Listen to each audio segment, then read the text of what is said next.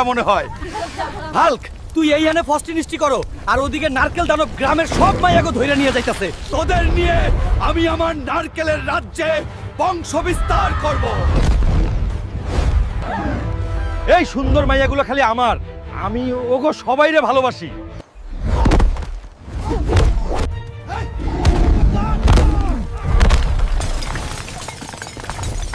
আহা, মালিশ করো নারকেল দানবের তেল দিয়ে।